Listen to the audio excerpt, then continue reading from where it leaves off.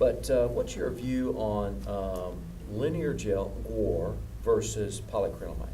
What's my view? Yes. I don't. Which one, in other words, are you staunchly in one camp or another, or is there a particular arena that fits? Cheaper, first of all, the system we've been in the last 2 or 3 years, if it's cheaper, you're going to pump it. Friction reducers work fine, and they are cheaper, and they give you more complex fractures. Linear gel and even cross-link gel sometimes required where you have severe tortuosity. But do recommend breaking it pretty fast, because without anything, if you don't believe anything else, you need to understand the reason these cross-link gels failed is they got something like a dominant fracture or fractures, which followed in parallel the fractures in the country. And then you need to get this complex fracture system. Everybody has tried, and we have too, and maybe where a question related to, well, we'll run some gel to get further transport. The problem with that is viscosity gives you width, and you get width, you reduce your length. And it will ultimately, if somebody's doing a pseudo-hybrid or fake hybrid or they're doing a hybrid, I'll push them toward just keep running slick water and stay with a low sand concentration. A couple pounds is tons. People forget the early Barnett Shale, which is where got all this started, those early jobs, and there was hundreds of them, where they didn't go to 1 pound per gallon except at the end of the job. And they made some really great wells. We need some sand. How much do we need? Et cetera, et cetera. We run jobs, we design sweeps into them. We run bigger pads, so we're trying to put the BBs out further.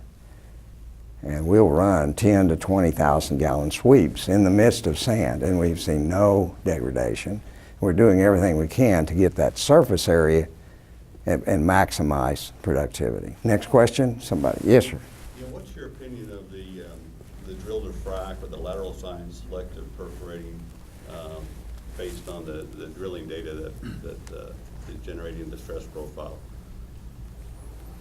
You're talking about drilling data to give you stress profiles. Right. I haven't had much fun with that.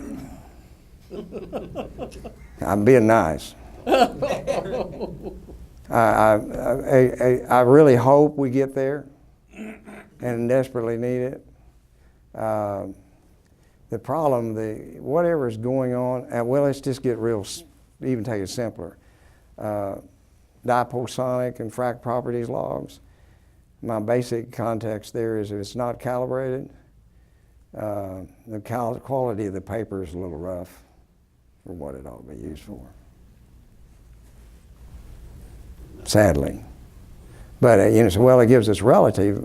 I've done so much work trying to make that work. And in new areas, I mean, in areas, I mentioned San Andreas a while ago, or Clear Fork, or Wilcox, or Vicksburg, I don't tell my customers to run dipole. I know what the frac grading is, and I know there is no barriers. And I have a 1/10 of a PSI or so I'll plug in as a differential stress. And it works really good. And it gives me, with the models that we've got, it gives me something reasonable as far as effective prop length. Okay, I hope nobody won't shoot me selling logs and stuff. Yes, sir. Have you seen where diverter technology has helped out with increasing surface area at all? Or, you did mention that as one of your emerging technologies. I think that the thing that we're dealing with is something like, not terribly unlike just-in-time perforating with buoyant balls and everything, because it's a sure thing. We can talk about that later. Where I've seen the diverting agents actually work and do some good is incorporating it in them to stages, which gives you a more complex fracture. If you believe it's going to shut off perforations, my land in Arizona is available for you. But how about the oriented perforating? Oriented perforating? Out there in the formation. Don't do that. It's a waste of time. 60 degrees phasing, oriented perforating. God controls what your fracture goes. And I've had people shoot down, and I've had them shoot this way. And if you want to create tortuosity, do 180 degree perforating. And then God will punish you in these rocks and make tortuosity where it's not available. Yes, sir. Getting back to what you were talking about, the frequency of natural fractures in the reservoir, Mhm.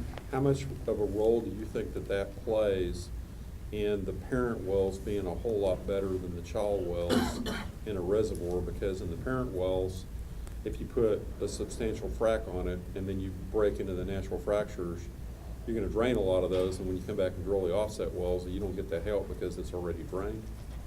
Or, you know, how far do you think they go? That's a hell of a question, but it's a good one. I don't think they go very far. We've not seen, and we've literally worked with customers who are drilling 300 feet, and they don't see drainage. Drilling people are scared to death because these are some 600,000 barrel wells, but they don't see any drainage. Now, when you frack that well, because fractures will move toward the point of least resistance. If you don't do something to that well to protect it, you're going to put all your frac back in there, and you're going to not have a really good secondary. But we know how to do that.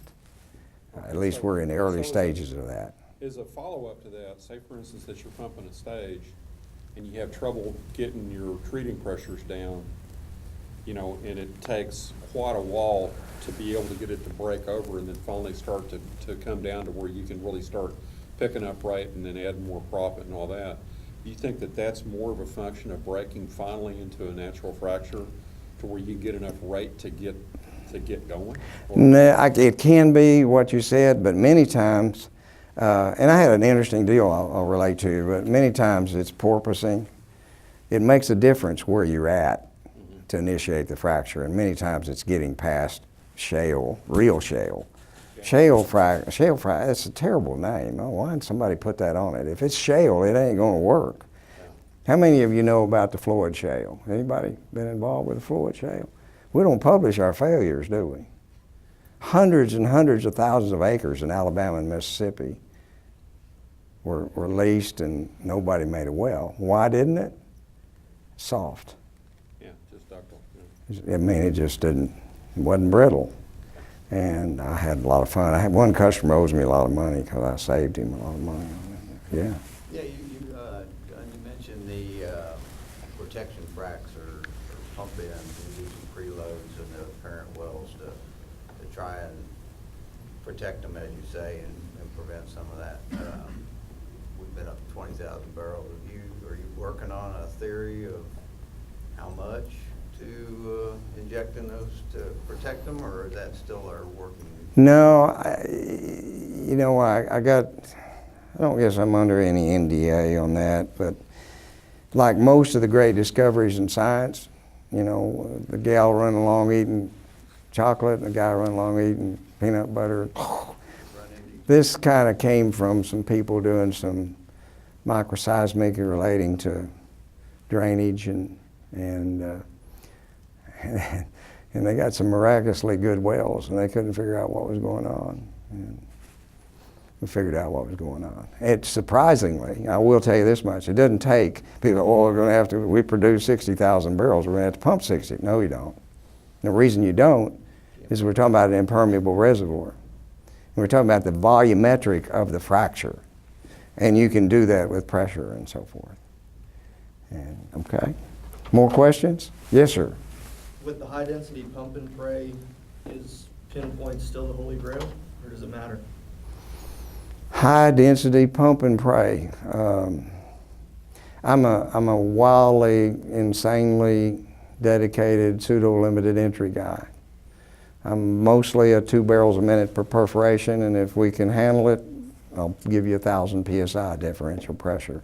And it's important. Do you always have to have it? When you shoot too many perforations, where's the fractures going to go? Where the hell it wants to go. And a lot of that. I think we've got a lot to learn. This deal I mentioned to you about running the bigger proppant first, those wells are just kicking butt. Vertical well with EURs over 110,000 barrel in a year, that's not too shabby. Doing something that nobody ever, that concept. But no, I'm a big believer in, if you need to know where your fluid is, what we yell at our people is you should know how many perfs are open by the surface pressure you've got. We've got enough handle on friction. We know what the frac gradient is, and we understand tortuosity. You ought to be able to know. And so that being said, one customer, I looked at 70 of their wells. 69 of them had 25% of the perfs open. There was hell to pay over that. And you know, they did it, they didn't care. We only treated 8,000 pounds. Well, they should have been treating at 5,500. But you know that. There's a lot of fundamentals of fracturing that's so critical in what we do and what we do. But I hope I answered your question. I'm very big on knowing where my fluid is and going. Other questions? Yes, sir. Seems like a lot of the presentation, I feel like we as industry is still behind regarding understanding the subsurface aspect of unconventional. I'm subsurface guy, so we're trying to model some of this hydraulic fracturing model, and it's always a challenge. And you feel like statistical or empirical data is the way to go in order to get better interval fracturing, because you saw a lot of mistakes that we've done in the past, and we fix it based on trial and errors. And with that case, how, in the reality, if we feel that 5 years ago we drilled a well and performed a hydraulic fracturing, and we felt that that methodology or design did not work, what do you think coming back to that particular well and doing the better method or the better design, will that make any difference in the well result, or is there enough heterogeneity in the reservoir that it doesn't really matter? And No. secondly is,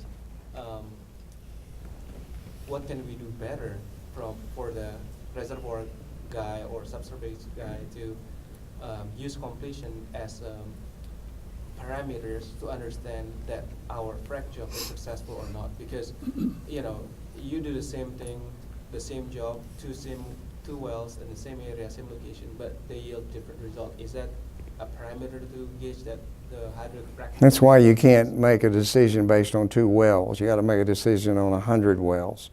And come back to your first part, if I understand you. Can refrac work?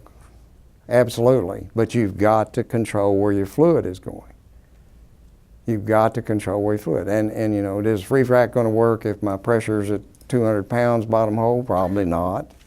Pick good wells. Pick well. You know, we did a 3-year GRI refrac study, and in the paper it looked like, you know, it was real sexy. You know, we did fall-off analysis and all kinds of work. So what we did is went in and met with the engineers who worked for the company and tell us about underperforming wells. And we found those wells, and we looked at what had been done to the well, and then we worked our way back.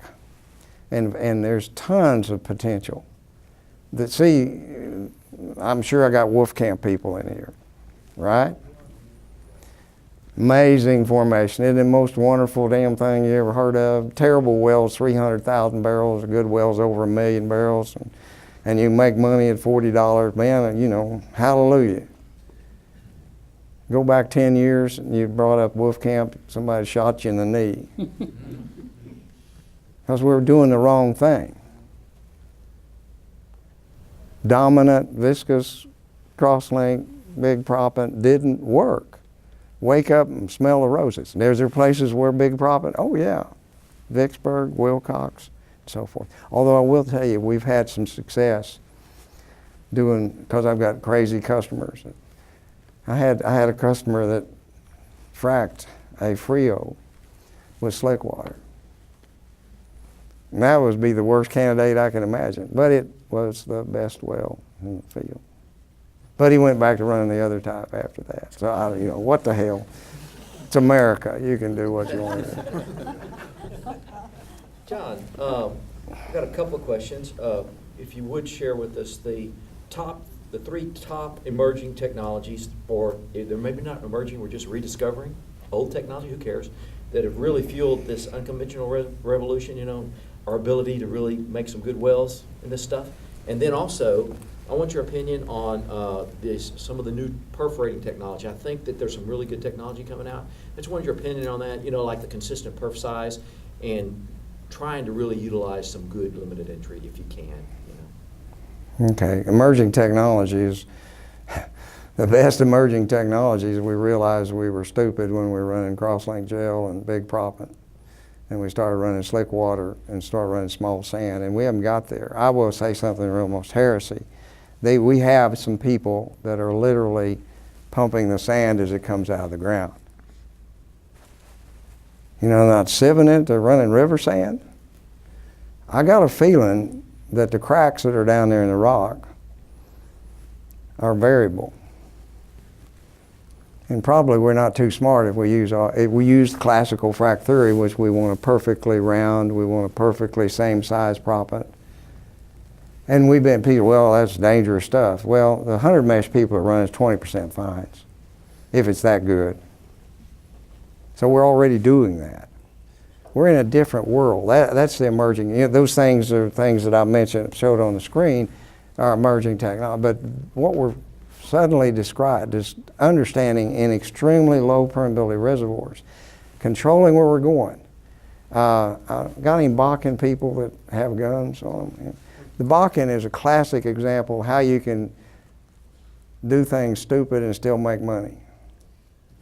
The first Bakken completions were open hole, uncemented liners, and they were supposedly diverting fracs by running 16 pound per gallon sand. And those wells made 600 barrels a day, and everybody said, hallelujah. And then they went to Packer type completions with small fracs. And they made 1,000 barrels a day, and everybody said, whoa. And then some bad person, evil person come up from Texas and says, why don't you run one of them Eagleford fracs and plug in perf and slick water? 4,000 barrels a day.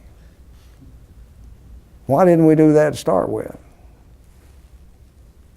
If you're making money, and you know how many customers I go into? In fact, I had a Bakken customer, his CEO come in and said, if you change anything in my wells, I'm going to kill you.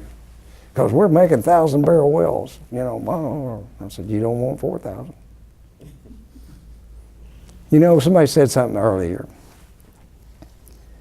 We keep doing the same things over again. We like to tinker toy. One of the things I yell at our people about, they have stage number 4 and they have hell with it. You know, they porpoised or something happened. And you know, what do they do on stage 5? Same stupid thing. Hell, you're 200 feet from where the other one was. You're probably going to have hell here, people. Let's wake up and let's do something different, even if it's wrong. You know, and I've kind of known, and when I go on a job, I've been known to change things. And you do. You listen to the reservoir and see what's going on. You know, if you're trying to screen out 2/3 of the job, you probably need more pad. Big high-tech decision. If you got real bad tortuosity, don't start off the job with 2 pounds per gallon. You know, or you know what I'm saying. But we need to learn from what we're doing. But people want to keep doing the same jobs over and over, and that, you know, logistics people like that. I don't know, how are we doing on time? Are we getting in trouble or? No. Okay. Yes, sir. So you talked about gel and how it wasn't complex fluid. You know, there was no gel damage that mattered, Mhm. etc. But it didn't really have proppant transport abilities necessarily. What about suspendable proppants, or what about the surfactant-coated proppants, or wettability modifiers on proppants? What are your feelings about any of that? Well, you ask about 6 questions at once, but Yeah. that's all right. Any linear gel is going to be a banking type fluid. Is it going to be better than water? Yes. Unless a crosslink gel, and let's just talk about borate because that's most what everybody uses, unless it's above a 9.6 pH, and unless it has certainly better than 500, probably more than 1,000 centipoise, proppant settles out of it. And you want perfect proppant transport.